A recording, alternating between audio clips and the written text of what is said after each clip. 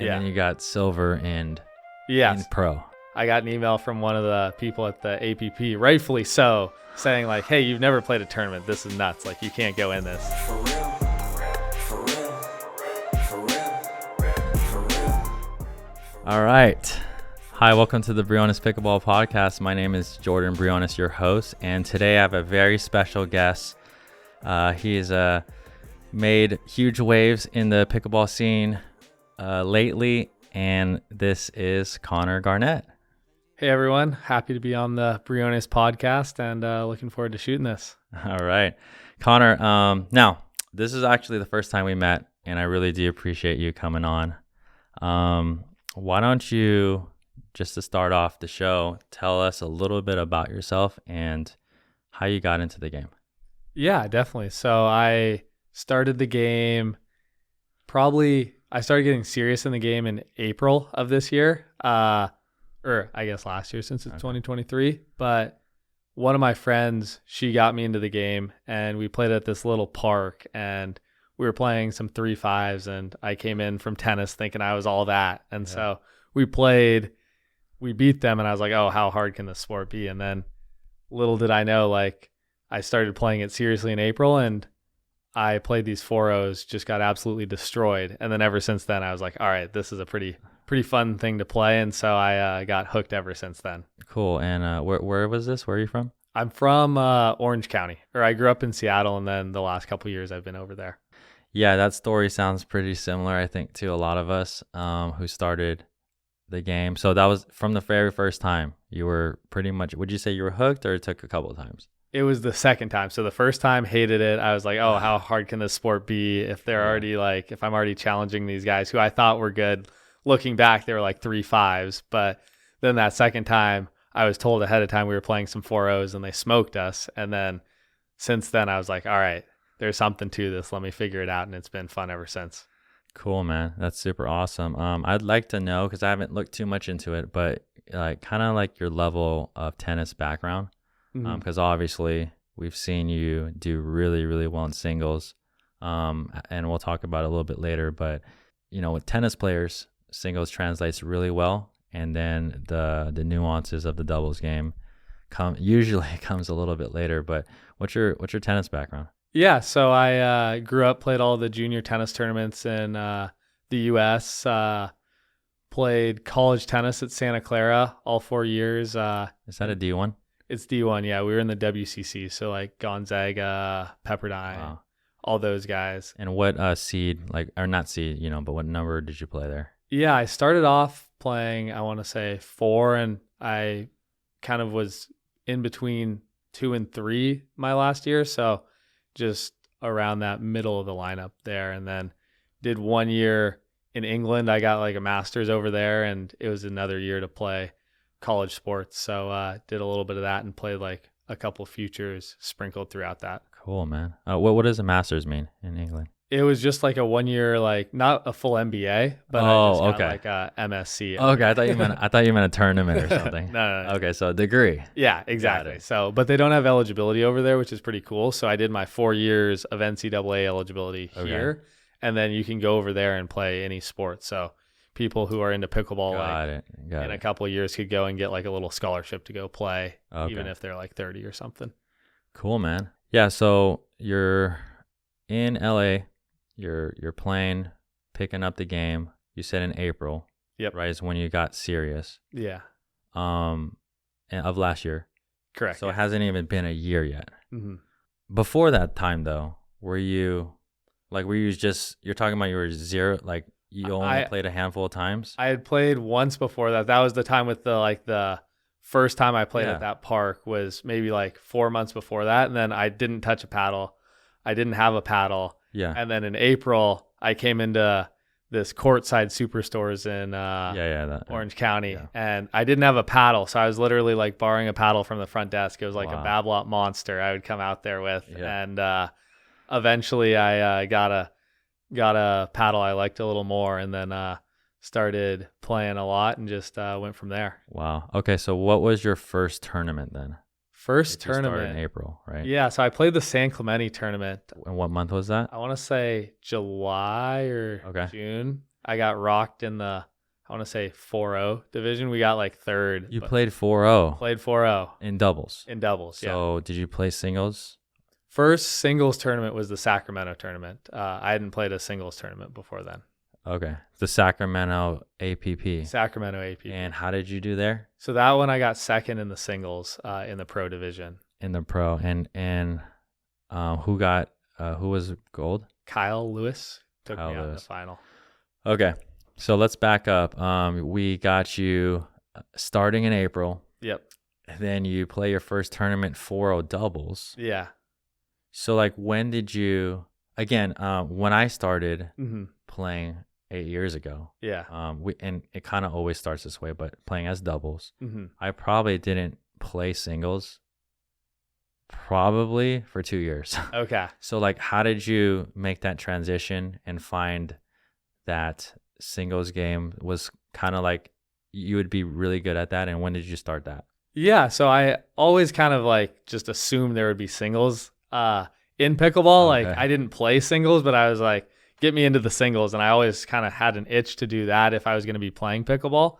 So I was just playing with just like local people. I would just play a little bit here and there. And then I want to say maybe 2 months in, one of my buddies from New York, Jason, he came to the Newport tournament and we played some singles for that. And basically he took it to me. He was ripping the ball and I started really diving in after that. Okay. So that Newport, you said you only played doubles, right? For the San Clemente. Or sorry, Yeah. San Clemente. So what was your first singles tournament? So the first singles tournament was the Sacramento one. And then you got silver and in pro. Yeah, so they almost didn't let me in. They were like, you've never played a singles tournament. Luckily, I had played a couple doubles tournaments between then. Oh man. So they let me in off that. But I got an email from one of the people at the APP, rightfully so, saying like, hey, you've never played a tournament. This is nuts. Like, you can't go in this. And I had been training with some like lower level pro players at the time in singles too. Yeah. So I knew my level could be there. Now, whether it was going to be there, who knew? But I at least felt comfortable to enter the draw. No, so what did they say though? Like they finally let you in, said, okay. Yeah, they basically, because I had a 4-5 doubles rating, Okay. I could get into all three, but I had to get it updated because I had just played a 5-0 doubles tournament that got my mixed rating up to a 4-5 like the week before. So I had to have them recalc my rating, which I guess you can only do like once a year. Oh, okay. And they were like, we strongly recommend you don't do this, but we can do it once for the year and then you can never do it again. And I was like, all right, let's just roll the dice and see what happens. I don't know if you want to name them, but who were those lower level pros? Because like, again, winning a silver in APP is pretty big. So like, who were those guys? Or I mean, were they just random locals or? Yeah, I mean, one of my buddies, so like Mike Fahey, he's getting into the pro scene a little bit. I was playing with him a little bit, and then I did a little bit of drilling with Dan Roditi. He helped me as well, and so that was kind of some of the start of the singles that I was getting into. And then lately, I've just been grinding with Gabe, which has been awesome. You guys live pretty close? We live like an hour and a half away, but I mean, he's a beast in singles, so I have to make the trip up there to get some games in with him. Wow. Okay. But you didn't meet Roditi and Gabe until after that Sacramento, or no? You were training with them. I had one lesson with Dan beforehand, and I didn't know Gabe at the time. Okay. Was that a helpful lesson? I mean, I got silver, so it got he definitely helped me there a little bit. Oh, that's cool. As coming on the scene, playing a lot of pickleball now, what are let's say for this year, kind of like what are your goals? Yeah, I mean, I think it's still a little new, so I'm still formulating them a little bit, but I would say with doubles, there's just so much that I'm still learning with the nuance of when to speed up and just developing shots and trying to not be predictable. I feel like right now in my doubles game, I have shots that are working for a minute and then people are starting to read them. So it's developing the deception is kind of what I'm working on in the doubles game. Okay. I think people know I like my backhand a little more, so adding a little more to the forehand side to keep them honest is something that's important. And I would say just getting, I mean, in singles, I had the 4th in the Masters. I definitely want to get on the podium at some point in singles, and then hopefully have some big wins in the double side. But just learning, I think, is going to be so key, because as you kind of said earlier, with the double side, it's a lot easier to jump into singles and have some results, but the doubles takes a lot more awareness. It takes a lot more time to kind of develop those skills that aren't as much just plug and play from tennis. Yeah, there's a lot of nuances. I mean, I coach both doubles and singles. Obviously most of the players I'm coaching are 3-5 to 4-5, but yeah, two totally different games. And then the tennis players, obviously I get super fast transition, but yeah, there's a lot of nuances to the doubles game.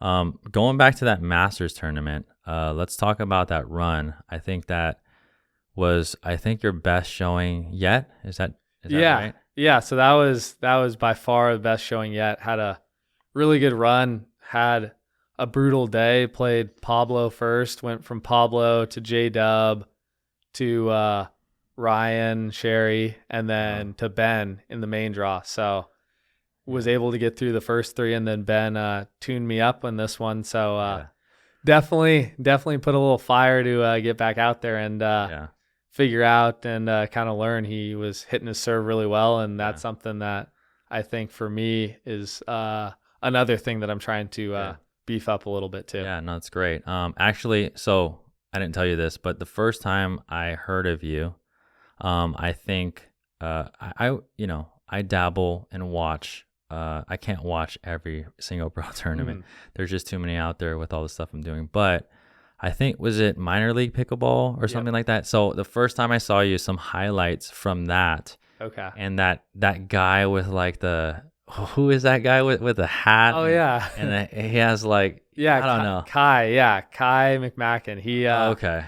Yeah, I've played a couple tournaments with him. He's a great guy. We had a fun run at minor league. Our team, we ended up winning that, and just had a ton of fun. It was a bunch of SoCal guys, and that was an awesome tournament. I mean, his style is just awesome. He brings a great vibe to the court. Yeah, so that's the first highlights I just saw and heard of you, and I just saw these backhands that were just winners or set up for putaways. So I was like, wow, this guy's pretty good. And and I didn't know your partner, but you guys seem like you guys were having a lot of fun. So yeah, no, that was a great event. I mean, it was cool to just kind of get out there in a team environment. You don't really see that a ton in pickleball. Like, you have your doubles, and that's kind of one of the ways, I mean, with the Major League Pickleball too, that you can kind of separate yourself from some of these other sports and just have the crowd get involved and just get a little rowdier. Yeah, and about MLP, we'll get there in a second, but I want to go back to the Masters. So you play Pablo, and we're talking about pro singles here. Pablo Tellez, right? Yep. First.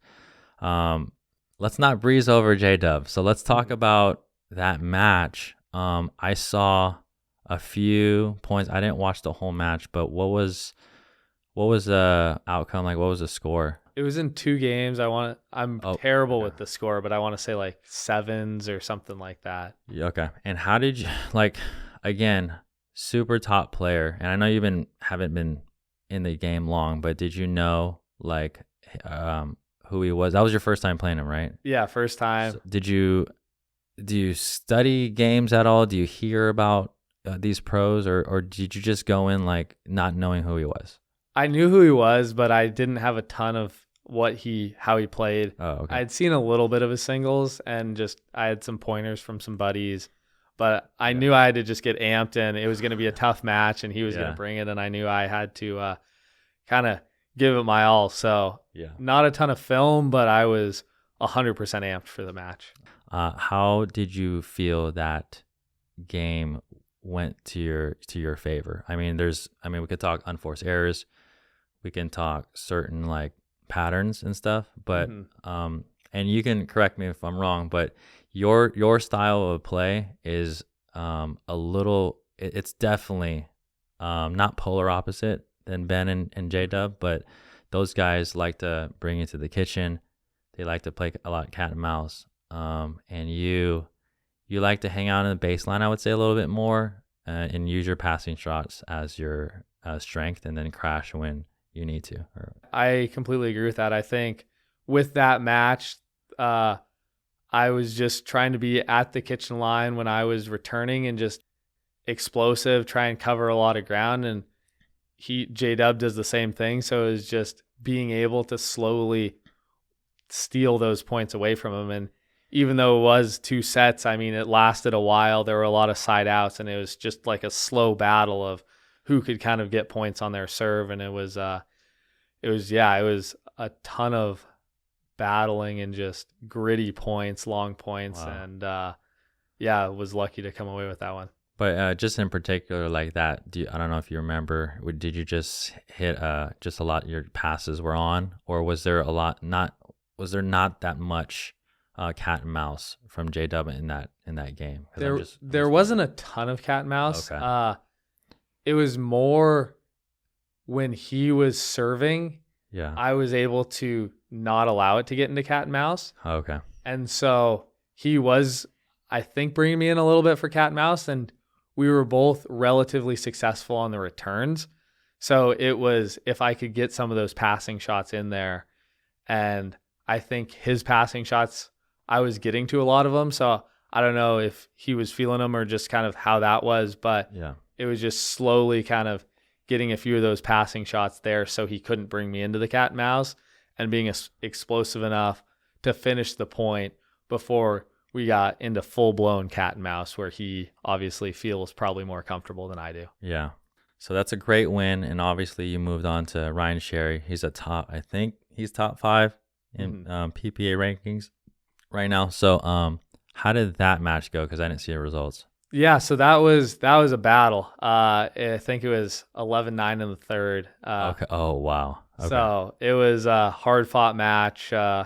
He loves his passing shots too. I think your games are, more on the similar side. Yeah, so it was fun. He brought some good energy to the match. It got tense, it got physical, and just an overall, I mean, that's why you play pickleball. Like those matches, it was a ton of fun as well, and came out just barely in the third set. Wow. And after, because I haven't face-to-face met Ryan, but how was the handshake or the paddle tap at the end? How was that? It was good. We got a little tense in the match, but afterwards, like, I mean, you're just there competing, and then when it's over, you both respect each other, and it was, I think we both had left it all out there, and I mean, you see that in the handshake, and just mutual respect on both sides, and it was a great match. Definitely a baller, especially for his age. It's actually pretty incredible. If you looked at him, you wouldn't think that he can wipe you off the court. But yeah, he comes out there, he's giving it his all, and I mean, he's got some game for sure.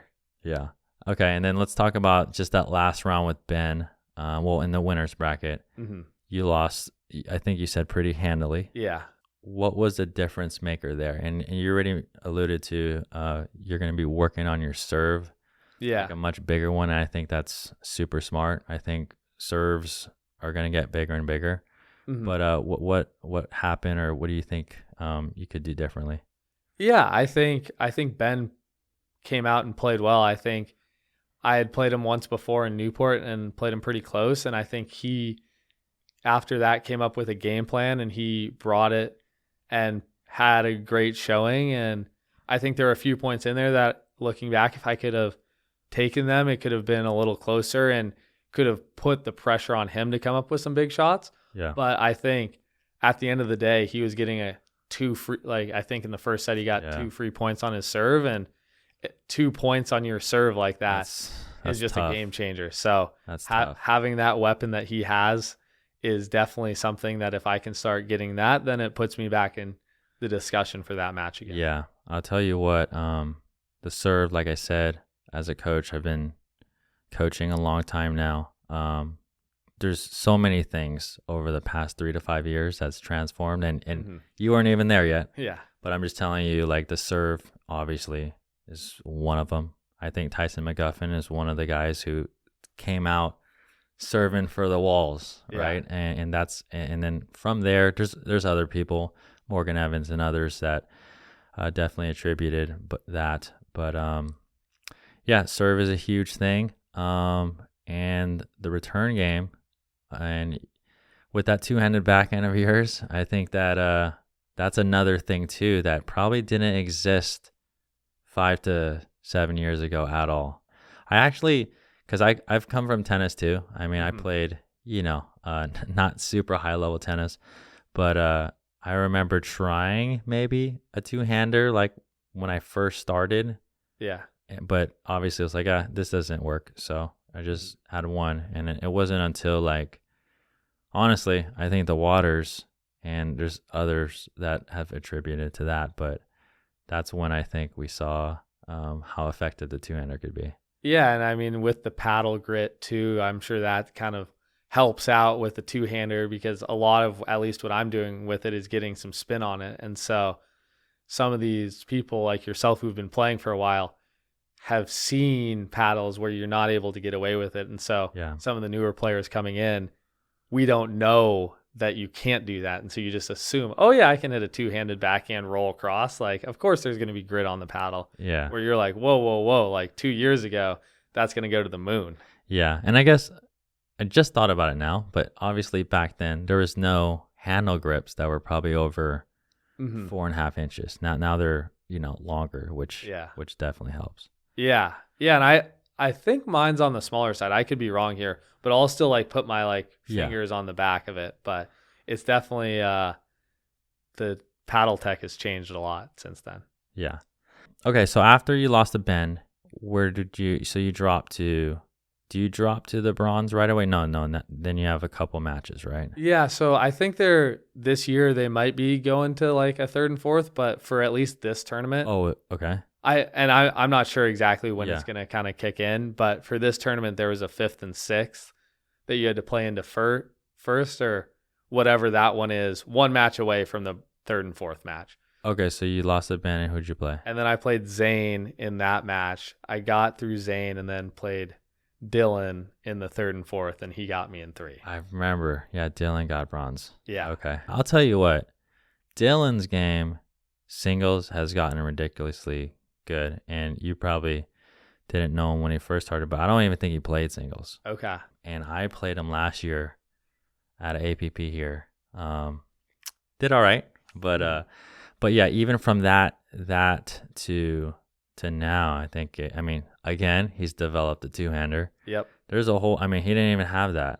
and so we're seeing the evolution of also some top players' games, which I think is really cool. So how do you remember that match going? Yeah, so that one lost in 3, came out, passing shots were on, playing really well the first, got him 11-1. Wow. And then I was up 9-7 in the second. He took a timeout. He started picking up his game there, brought me into a little more cat and mouse, ended up taking the second 11-9, playing well. He had a backhand two-y cross court, I want to say it like 10-9 to seal the deal. That was just one of the cleanest passes cross court. For the game, you mean? For the game, yeah. Okay. And so I was just looking at it and I was just like, wow, that's too good. And had a battle in the third. I think that was, and don't quote me, like 8 or 9 as well. So just out there till like 8 p.m. just grinding, having a battle with him. But he's definitely got some game. He a little different than the tennis players you'll see out there. Yeah. But he knows what he's doing out there. He's got his game plan. He puts it on you and really brings his style to the court. And it's a very unique and very effective style. Yeah, I think it's super interesting. I've heard different things, but I'm pretty sure Dylan doesn't have a tennis background. I think you're right on that. I could be wrong. And then I heard later on someone said he might have. But anyways, he's one of the very few. There's not many. Yeah. Yeah, and let's transition. So that was the Masters in Palm Springs. Just a few days ago, MLP just happened here in Mesa.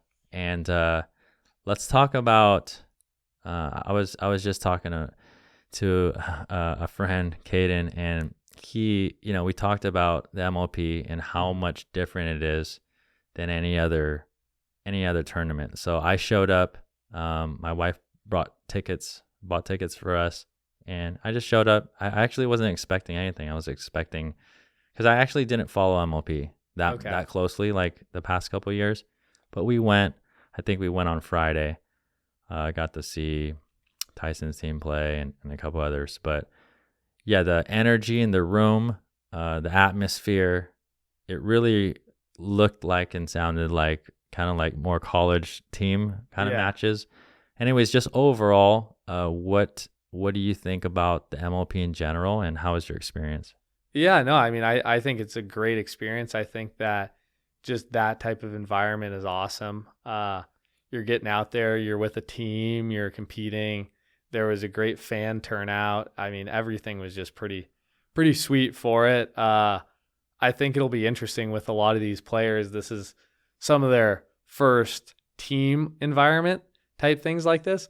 So the level of like controversy and all of that stuff obviously is something that people start figuring out, and just like the trash talk between teams and just all of that stuff. I think at times there is a little bit of that. And so you look at college tennis matches and that, and then you look at this. And so I think this will take a little bit to find its rhythm with that. But I mean, amazing first event, really cool to be there in the Challenger League for it. And I mean, I was even thinking the first day I like got to that park, and there was a court and there was a camera on it filming a few of the people. Yeah. And you just see all these pros just there, and you're like, wow, this is actually like feels like a pro event, and is starting to put pickleball into that echelon of a sport with some of these others. And this was a great first step for that, I thought. Yeah, I mean, it was just super professional. I mean, walking out of the place, there's this little trailer with all the angles and the camera. I mean, it's a production. So you didn't mention this in the beginning, but real quick, so are you full-time pickleball now? So as of Tuesday, I made the jump. I was doing investment banking. Tuesday? And like this past Tuesday? This past Tuesday. So I had my last day drinks with my team, and I had been talking to them for about a couple months, so they knew I was gonna be making the leap. And then had my last day on Tuesday, drove out to Mesa on Wednesday, and now I'm in a little different environment, from looking at a computer to looking at a pickleball court. Okay, so I didn't know that. So you're fully all in. Fully all in. I'm still working, trying to do a little bit on the finance side on the side. Okay. But as of now, pickleball is 95% of what I'm doing.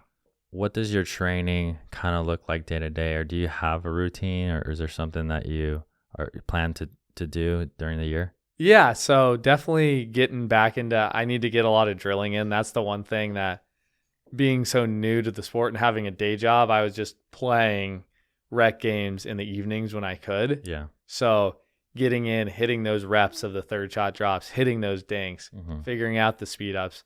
Yeah. So having that, getting a proper workout in, getting a proper stretch in, just adding in those like 3 or 4 hours of extra stuff on top of the rec games. Yeah. That's going to be kind of the big thing that I'm going to be adding to my game. That's good, man. I mean, drilling is super, super important. Going back to the LMP, you're on the Chicago Slice. You can see it right there on your sweater. So on your team, you had Susanna Barr, Emily Ackerman, and Ryan DeHart, right? Ryler, sorry. Yeah. He played pro tennis, yeah? Yeah, he played pro tennis. I think isn't he the one that he got to play Nadal one time, I think? He played Nadal. Yeah. Yeah, so super cool. I mean, just seeing a guy who got to something that I didn't get to in tennis, and now playing on the same team with him. And he actually was on an Illinois team that some of my coaches growing up for tennis were on as well. So just a small world and how that all connected. Wow. Okay. So so there's, for those of you listening or watching in the MLP, there's the Premier and then there's the Challengers. 2 different kind of leagues, kind of separated. where did you guys fall, or how? Like, yeah. Yes. How far did you make it? So we were in the Challenger League, which was the second league, and we, after the first day, got out of group stage, and we were the 1 seed going into the final day, and that was the knockout rounds. So we got a bye into the semis, and then we ultimately lost to the Utah Black Diamonds. And who's on that again? That was Rob Casti, Spencer, Rob, Michelle, and Olivia. Yeah. Okay.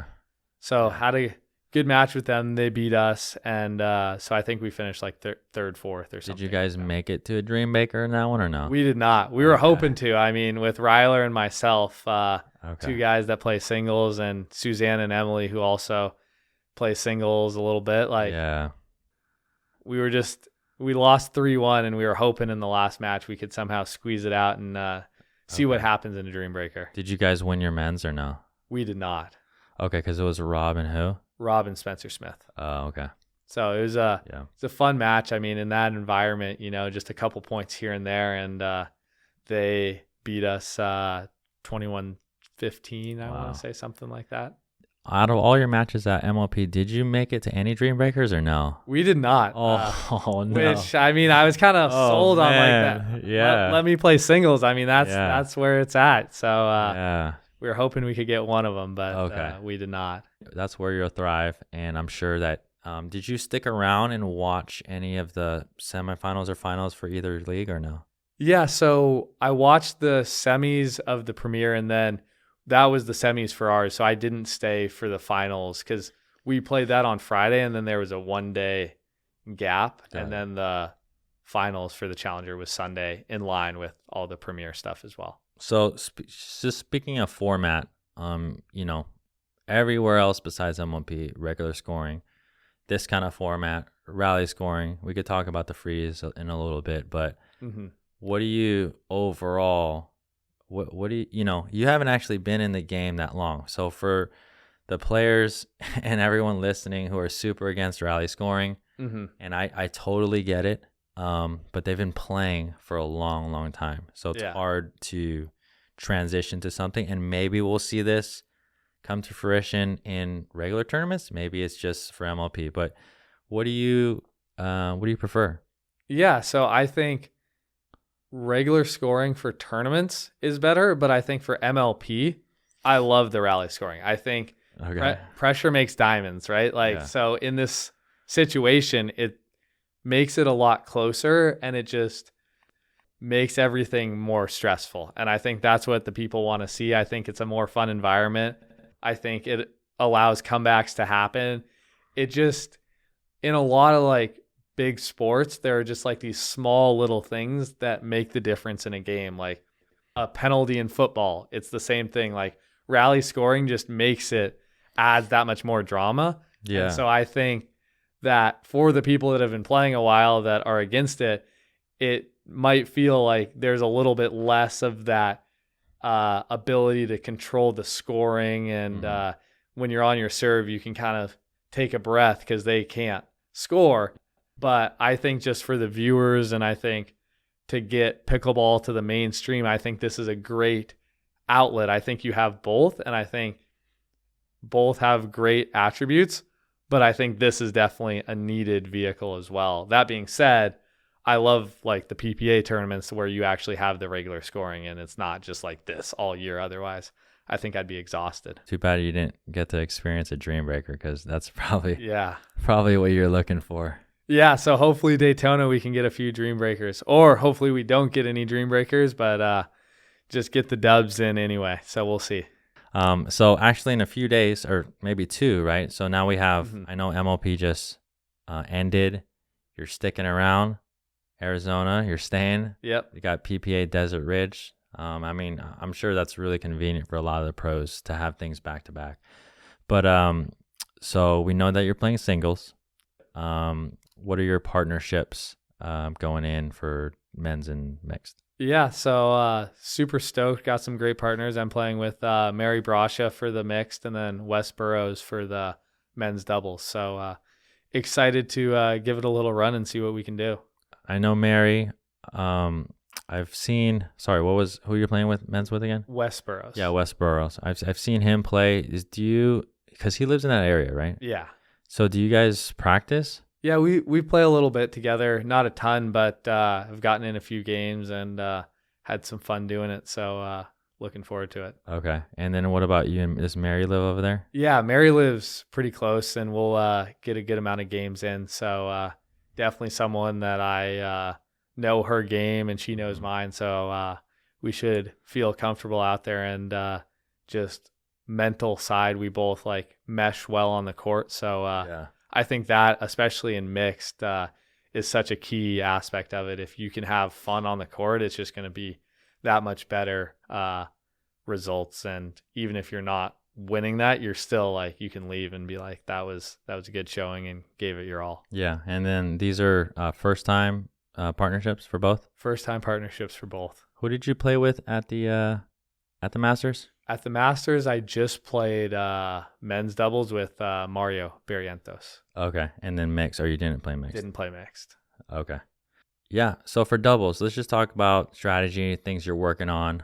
We've obviously seen your singles game, and we've talked about a few of the things that you'll be kind of working on.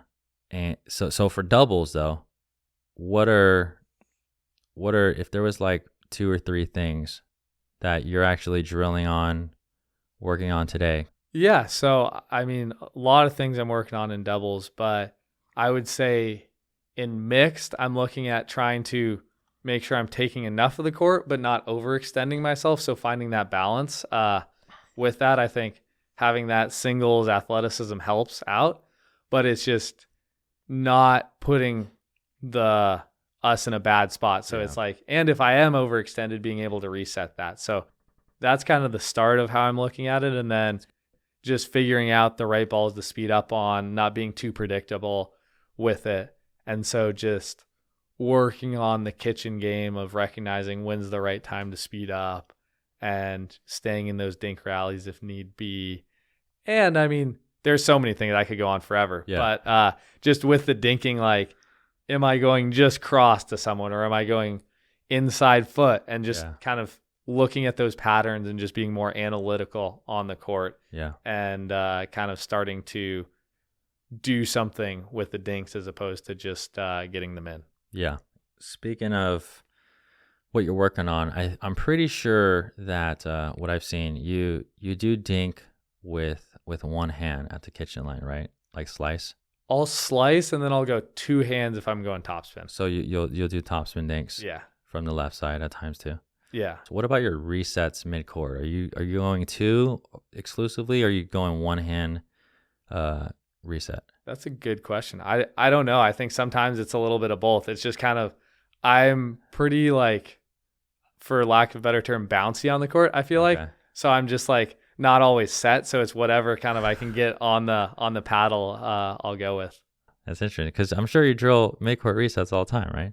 Yeah, and I do. But when you're kind of in the tournament, having like the mindset of like, I'm going to hit a mid-court reset, like I'll go and like I'll do one hand and I'll just do that. But if I'm like trying to see like, oh, I just hit a drop and now I'm like taking 3 steps in and 1 step back, then I might be a little bit like off balance and they hit my body and I'm going 2 hands on it. But I mean, for the conventional, like if I'm just standing there, I'll go like a 1 hand. Yeah, that's cool. Again, years ago, 2-hand wasn't even a thing. Even in my teaching, I think as a good coach, assessing the game, keep on learning, being open to new things. Like I'm teaching a lot of 2-handed stuff now. Resets, digging, but also high backhands, or swinging volleys, especially for the ladies, or just anyone who wants a little bit more power on that backhand wing. I think it's just super. It's just easy power. So is that, because again, when I started, did you come in pickleball and then like, oh, I'm just going to add this other hand on it? Or were you like, because, traditional volleys, or were you one? Like, when did you make that switch? I just love to hit the ball hard. And I think I just put the second hand on it and just like, I was like, I can get a lot more power on it, especially with that kitchen line. Okay. Because in tennis, I would have like a one-handed backhand volley. Yeah. It actually was the opposite for me, where I was like, because of that kitchen line, I couldn't like do the step with the Yes. punch. And so Got it. because of that, I was like, how do I actually hit this ball harder? Oh, And so that's why I added the second hand. that's on. interesting.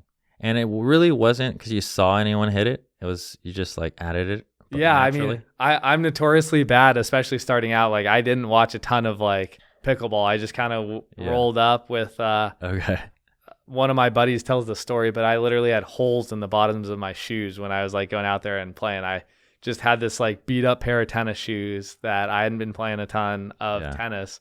And so I was like, oh, I'll come out here and just see what happens. And started putting the second hand on it, started trying to speed up, got it countered at me pretty bad at the beginning, and then started to figure it out a little bit.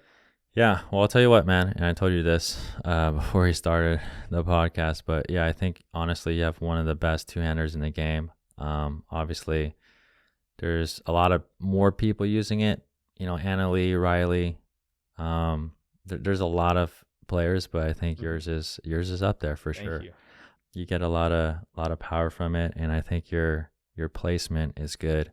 One of the things when I started adding two hands on my volleys, because I switch back and forth still, but it's a lot easier for me to redirect to the dominant side of the person in front of me, like to their chicken wing or to their, to their right side hip. It's easier because I can kind of just like move it with my left hand. I don't know. No, I mean, I think that's a great point. I mean, in tennis, one of the ways you strengthen the backhand is just by like playing lefty, obviously choking up the grip a little bit. And so you're still swinging like that. And so in pickleball, just having that left hand on it allows you to kind of just like use your wrist to kind of hit all three spots, whether it's straight in front of you, whether it's kind of in the middle, or you're just going cross court. So it allows that extra flexibility with that to keep people on their toes. Yeah. So for those of you listening, experiment with that two-handed backhand. The way I did it, because it was really, really weird actually for me. I just started at the kitchen line, just super small dinking. Yeah. And that still felt weird until I did it enough. And then I started with the resets, and that's kind of how it came to be. I want to move into kind of more mental game, like mindset. When you played the Masters, maybe thinking about that or looking forward to Desert Ridge, how, again, your mindset has been trained from tennis a little bit. Yep. But like, what can you tell the viewers? Like, how do you go into a match? Number one, and then how do you adjust when you're up? Like, let's say you're up big, right? Or you're down big. Yeah. No, I think, especially with pickleball, everyone is good. And I think that's like the first thing that you got to look at in the mental game. You can't take anyone for granted.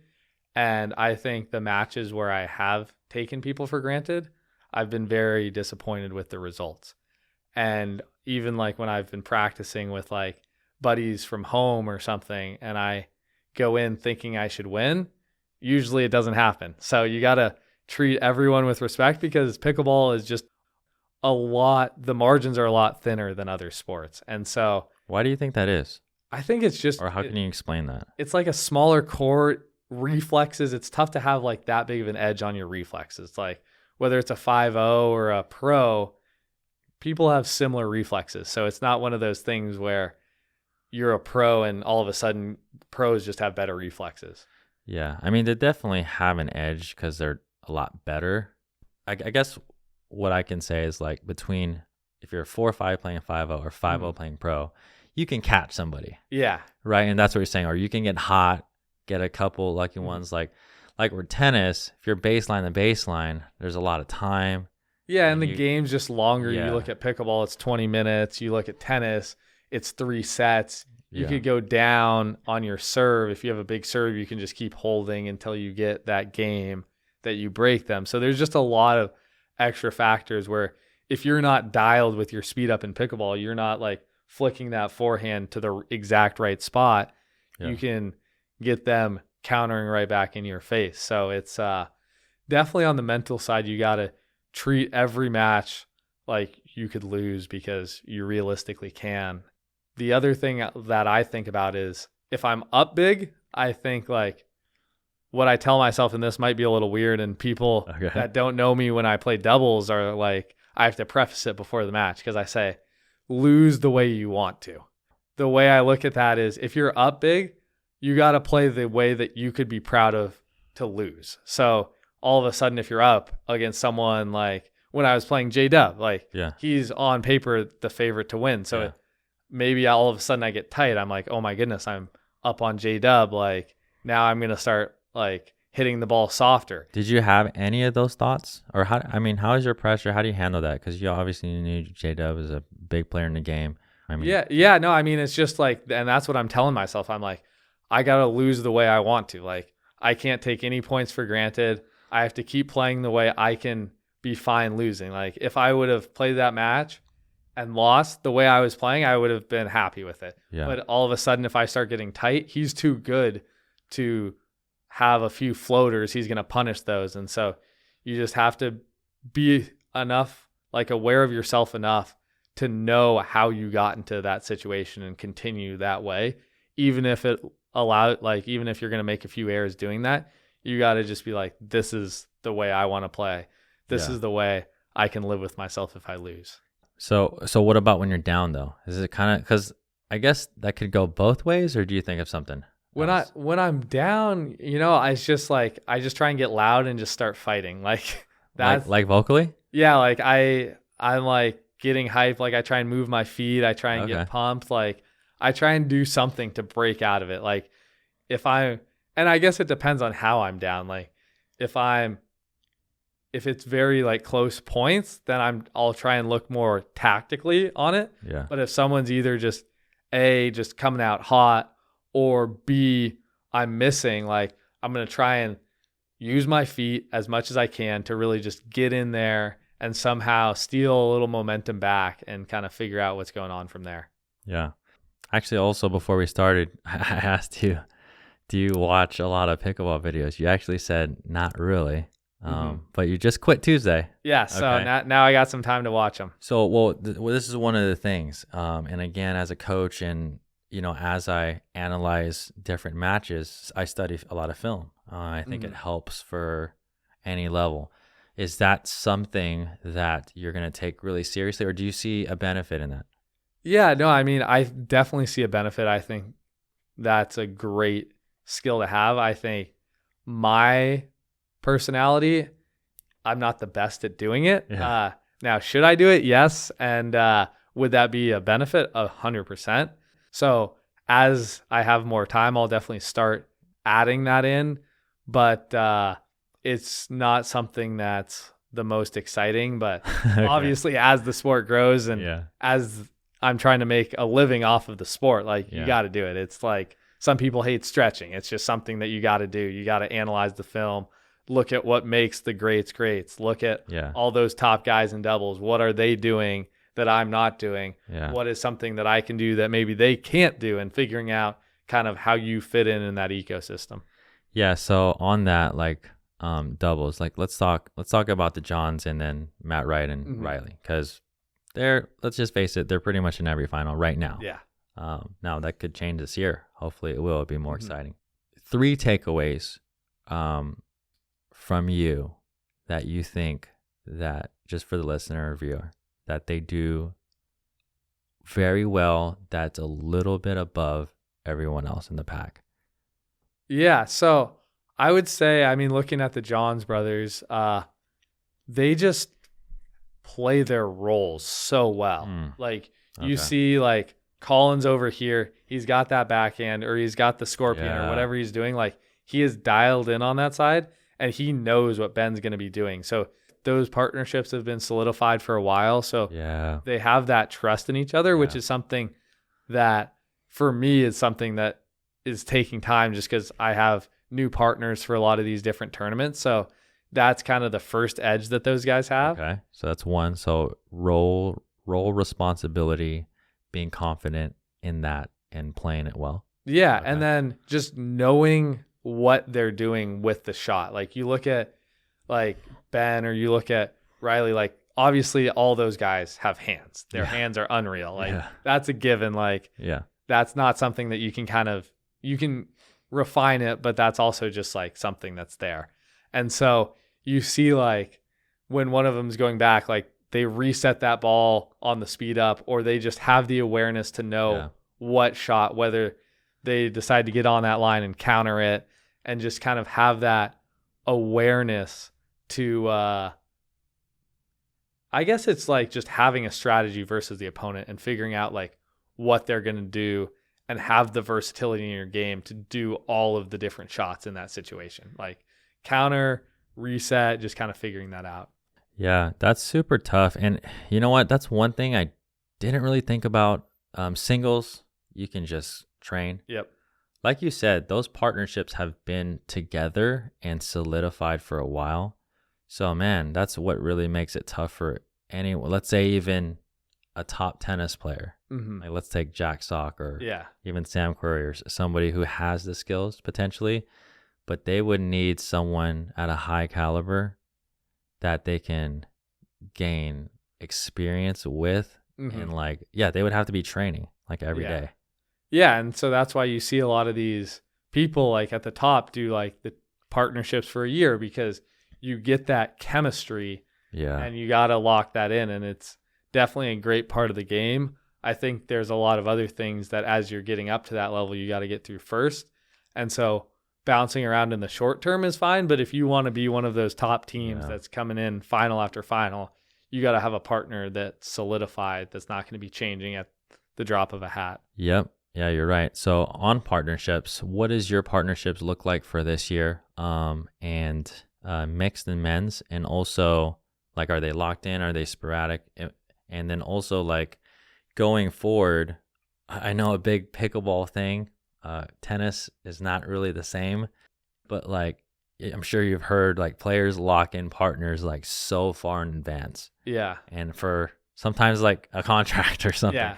So what does this year look like? And even, right, planning for next year. And that's so tough because players are bouncing around. I mean, it must be one of the hardest things, I think, to crack.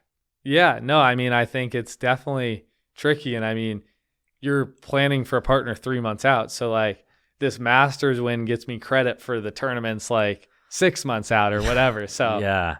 And credit you mean by, oh, you're getting recognized. Yeah, exactly.